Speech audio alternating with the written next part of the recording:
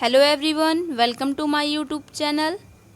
Friends, इस video में हम सब पढ़ेंगे क्लास 9 हिंदी क्षितिज बुक का चैप्टर फर्स्ट, जिस चैप्टर का नाम है दो बैलों की कथा। तो उस चैप्टर को आज हम लोग पढ़ेंगे इस वीडियो में। ये चैप्टर बहुत काफ़ी लॉन्ग है, पढ़ते समय थोड़ा कन्फ्यूज़न होती है, इसलिए मैं आपका आज कन्फ्यूज़न इस वीडियो में क्लियर करूँगी। इतनी बड़ी स्टोरी को एक पूरी मैं आपको आज एक्सप्लेन करूँगी। तो चलिए हम लोग स्टार्ट करते हैं। पहले देखते हैं कि इस चैप्टर को लिखा कौन है। तो इस चैप्टर के राइटर हैं प्रेमचंद्र जी।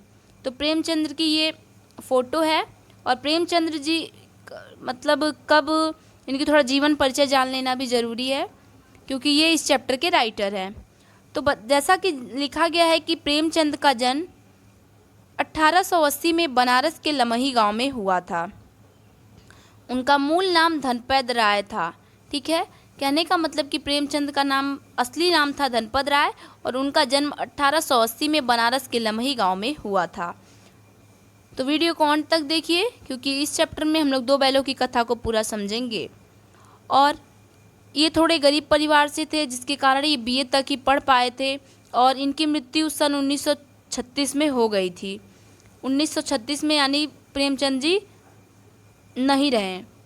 अब इनकी बहुत सारी रचना ये लिखे थे, बहुत सारी कहानियाँ लिखे थे, जिसमें मानसरोवर, सेवा सदन, प्रेमाश्रम, रंगभूमि, कायाकल्प, निर्मला, गबन, कर्मभूमि, गोदान, हंस जागरण, माधुरी, ये सब क्या है, इनकी रचनाओं का नाम दिया गया है। तो चलिए, इतना काफ़ी है हमारे लिए। अब चलते हैं हम लोग दो बैलों की कथा स्टोरी को स्टार्ट करते हैं। तो बिना टाइम वेस्ट किए चलिए हम लोग स्टार्ट करते हैं। तो दो बैलों की कथा, जैसा कि नाम से ही लग रहा है किसी मतलब दो बैल की कथा है। तो वो दो बैल क्यों बुक में छप गए, या फिर क्या उनकी विशेषता थी, ये सब आज हम लोग इस वीडियो में पढ़ेंगे। तो दिखाया गया है कि जानवरों में गधा सबसे ज़्यादा बुद्धिहीन समझा जाता है। जब हम किसी आदमी को सबसे ऊपर दर्जे का यानी सबसे बड़ा बेवकूफ़ कहना चाहते हैं तो उसे गधा कहते हैं। तो दोस्तों, मैं आपको बताऊं कि जो भी हार्ड वर्ड यहाँ पे लिखा रहेगा उसकी मैं मीनिंग आपको यूज़ करके बताऊंगी। जैसे यहाँ पे परले दर्जे का मतलब होता है एकदम ऊपर ही, सबसे बड़ा गधा बेवकूफ़ कहना चाहते हैं, तब हम उस आदमी को गधा कहते हैं। गधा सचमुच बेवकूफ़ है, या उसके सीधेपन, उसकी निरापात सहिष्णुता ने उसको यह पदवी दे रही है, इसका निश्चय नहीं किया जा सकता। गाय तो सिंह मारती है, ब्याई हुई गाय तो अनायास ही सिंघनी का रूप धारण कर लेती है। यानी जिस गाय को बेबी हुआ रहता है वो गाय बिना बेमतलब का ही आप पे गुस्सा करके सिंह मारने लगती है। और इसी तरह कुत्ता भी है, जो कि वो कभी कभी क्रोध में आ जाता है, लेकिन वो भी सीधा ही होता है। लेकिन इसमें बोला गया है कि क्या, किंतु गधे को कभी क्रोध करते नहीं सुना न देखा। तो सही बात है, जितना चाहो गरीब को मारो, चाहे उस जैसी खराब सड़ी हुई घास सामने डाल दो, लेकिन उसके चेहरे पर कभी असंतोष की छाया भी नहीं दिखाई देगी। वैशाख में चाहे एक आध बार कुलेर कर लेता हो, पर हमने तो उसे खुश होते भी नहीं देखा।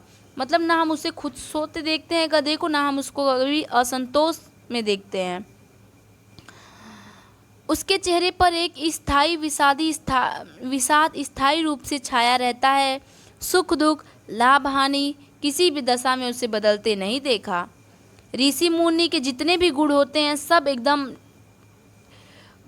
पराकाष्ठा की सीमा तक गधे में पाई जाती है, पर आदमी उसे बेवकूफ़ कहता है। तो सद्गुणों का इतना आदर कभी नहीं देखा, यानी सीधापन का इतना भी अनादर नहीं करना चाहिए। कदाचित सीधापन संसार के लिए उपयुक्त नहीं है। देखिए ना, भारतवासी की अफ्रीका में क्या दुर्दशा हो रही है। क्यों अमेरिका में उन्हें घुसने नहीं दिया जाता।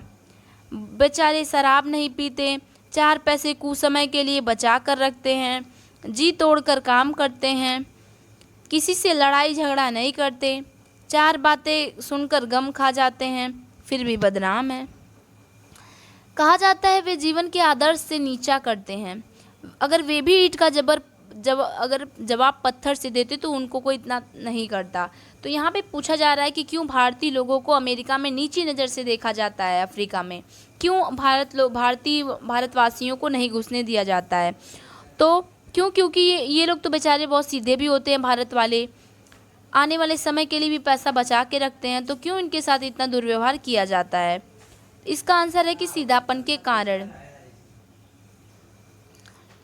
आगे है कि जापान की मिसाल सामने है, एक ही विजय ने उसे कि सभ्य जातियों में गढ़ बना दिया या महान बना दिया।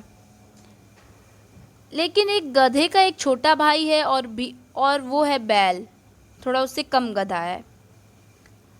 गधे का प्रयोग करने के लिए लोग बछिया के ताऊ का भी प्रयोग करते हैं। कुछ लोग बैल को शायद बेवकूफ़ों में श्रेष्ठ कहेंगे, मगर हमारा विचार ऐसा नहीं है। बैल कभी कभी मारता भी है, कभी कभी अड़ियल बैल भी देखने में आता है, और भी कई रीतियों से अपना असंतोष प्रकट कर देता है, अतः उसका स्थान गधे से नीचा है। तो इसमें कहा जा रहा है कि जो गधा होता है वो तो सबसे ज़्यादा सीधा होता है, उसके बाद एक बैल होता है, वो भी बहुत सीधा होता है, लेकिन उसको गधे का छोटा भाई कह सकते हैं, क्योंकि वो उतना ज़्यादा गुस्सा, वो थोड़ा बहुत गुस्सा कभी कभी कर देता है, लेकिन कभी गधा गुस्सा नहीं करता। आगे है कि स्टोरी देखिए। अब यहाँ से स्टोरी शुरू होती है। यहाँ तक समझाया गया था कि सीधापन भी ज़्यादा ज़रूरी नहीं है, ज़्यादा मायने नहीं रखता है, क्योंकि सीधापन में अब लोग कितना सता रहे हैं ये सब दिखाया गया था। अब ये दो बैलों की कथा की स्टोरी इसके नीचे से शुरू हुई है। तो अब चलिए स्टोरी पढ़ना है, ध्यान से देखिएगा और समझने की कोशिश कीजिएगा, और वीडियो को इन तक देखिए, और अच्छी लगेगी वीडियो तो लाइक कीजिएगा, कमेंट में भी बताइएगा कि कैसी लगी वीडियो। तो हमारी स्टोरी शुरू होती है कि झूरी काछी के दोनों बैलों के नाम थे हीरा और मोती।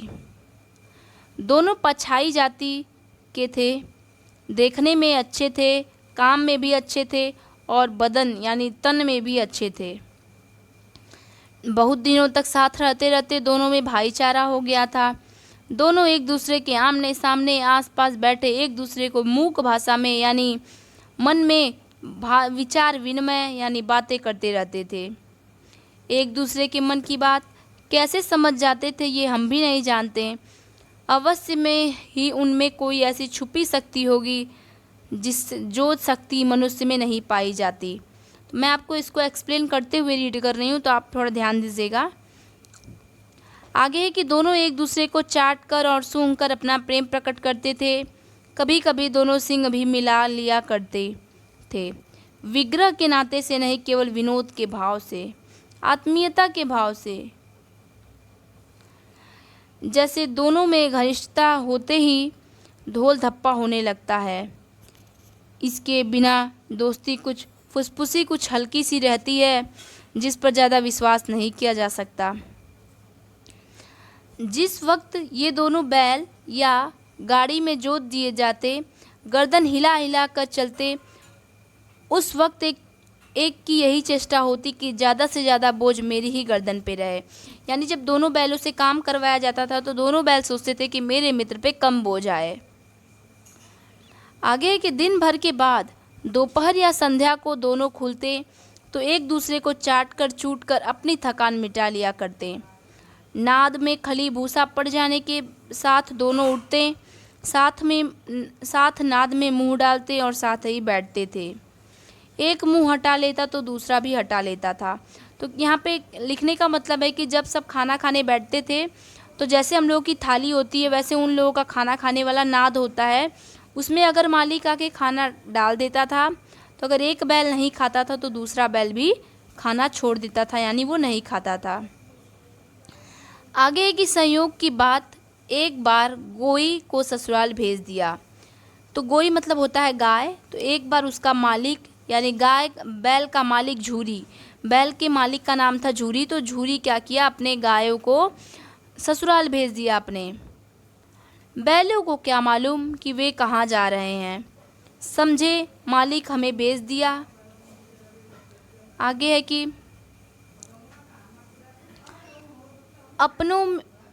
अपनों में अच्छा लगा हो या बुरा कौन जाने, पर झूरी के साले गया को घर तक गाय ले जाने में दांतों पसीना आ गया, यानी बहुत मेहनत लगी। तो झूरी के साले यानी झूरी अपने ससुराल गाय को भेजा था, तो झूरी के साले का नाम था गया, ये यहाँ पे नाम है। तो बहुत मेहनत लगी गया को घर ले जाने में। बैल को पीछे से हाँकता तो दोनों दाएं बाएं भागने लगते, पगहिया यानी रस्सी पकड़ के खींचता तो दोनों पीछे की ओर जोर लगाते, मारता तो दोनों सिंग नीचे करके हुक्काड़ते, यानी मतलब ये सब भी मारने की संकेत देते कि हम भी मार देंगे।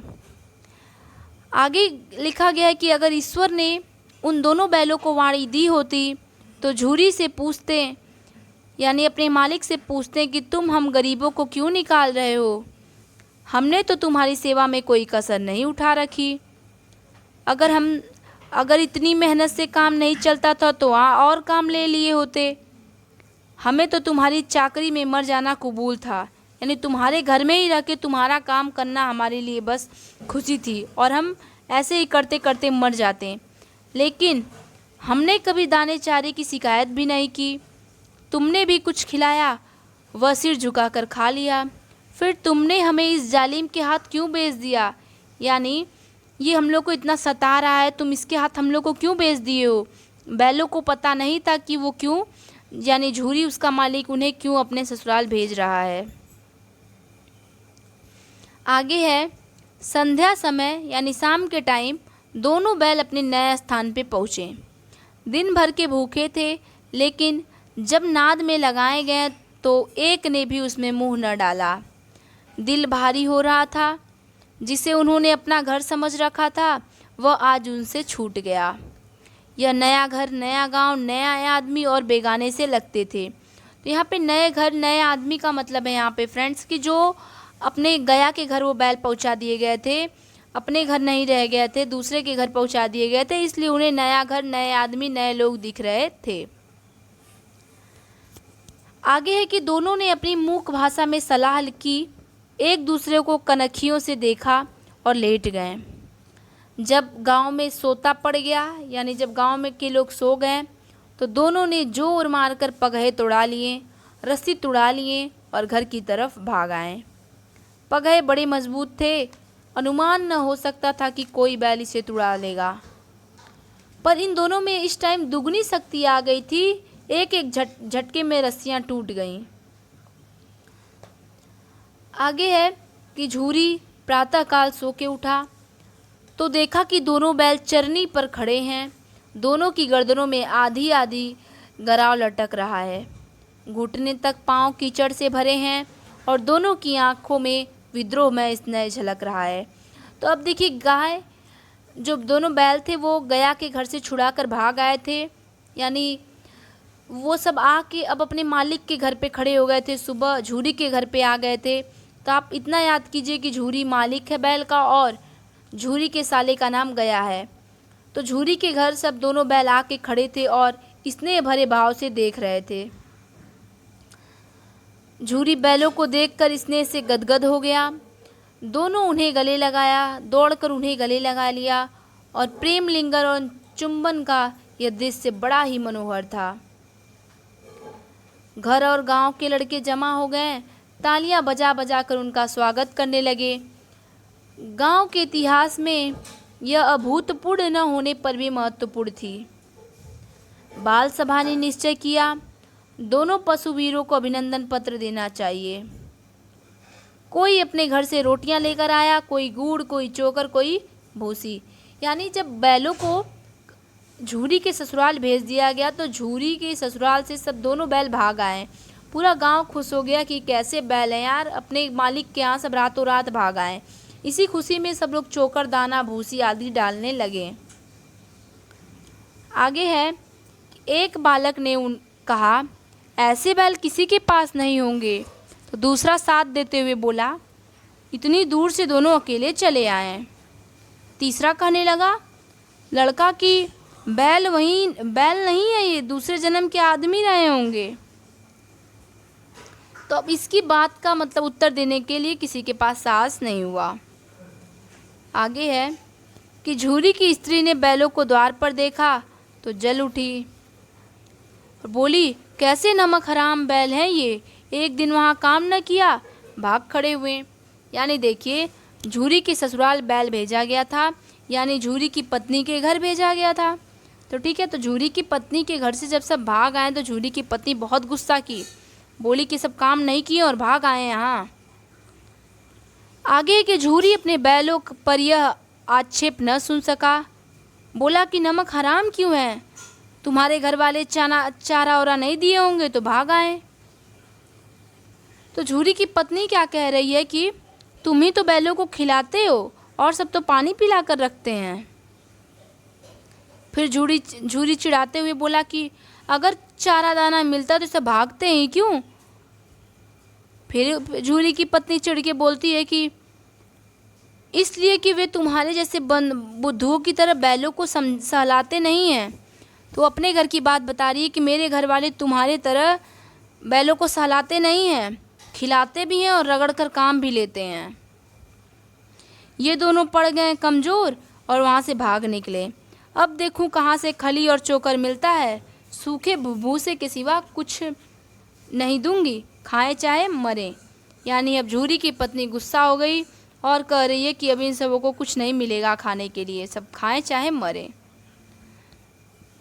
आगे है कि वही हुआ, मजदूर की कड़ी ताकीद कर दी गई, बैलों को खाली भूसा दिया जाए। बैलों ने नाद में मुंह डाला तो फीका फीका, न कोई चिकनाहट न कोई रस, क्या खाएं। आशा भरी आंखों से द्वार की ओर देखने लगे। यानी नाद में से कोई स्वाद नहीं आ रहा था। तब झूरी मजूर से कहता है कि थोड़ी सी खाल क्यों नहीं डाल देता बे, मालकिन मुझे मार ही डालेगी। यानी मजूर और झूरी बात कर रहे हैं, तो मजूर कह रहा है कि मालकिन मुझे मार देगी, तो झूरी कह रहा है कि चुरा कर डाल दो ना। तो मजदूर कहता है कि नहीं दादा, पीछे से तुम भी उन्हीं की सी कहोगे। यानी जब वो तुमको डांटेंगी मालकिन तब तुम उन्हीं की साइड लेने लगोगे। अब ये शुरू होता है स्टोरी का पार्ट 2। यानी स्टोरी कई भागों में बनाई गई है, तो ये स्टोरी का पार्ट 2 है। और फिर एक पार्ट हम लोग पढ़ चुके हैं, ऐसे ही 5 भागों में स्टोरी दी गई है। तो कहानी एक ही है, बस ज़्यादा लंबी होने के कारण एक 2 भाग करके लिखा गया है। कहानी सब एक ही है। तो चलिए, एक भाग कहानी का ख़त्म हो गया। अब दूसरे भाग से हम लोग दूसरे वीडियो में देखेंगे। तो ये वीडियो कैसी लगी आप लोग कमेंट में बताइएगा। अगर वीडियो अच्छी लगी हो तो वीडियो को लाइक कीजिए और चैनल को सब्सक्राइब कीजिए। Thanks for watching my video.